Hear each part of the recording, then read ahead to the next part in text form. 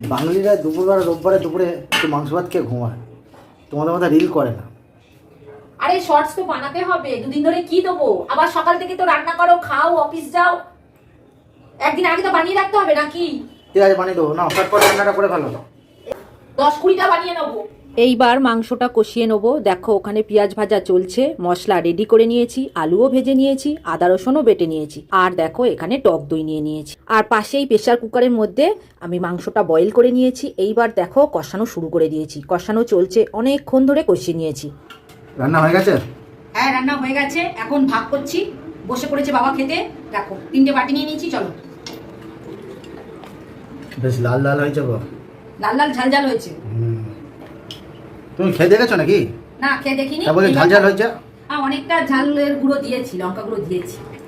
আচ্ছা আচ্ছা, চলো তাহলে। খিদে পেয়ে গেছে, চলো, আর ভিডিও শুট করতে হবে না, খেয়ে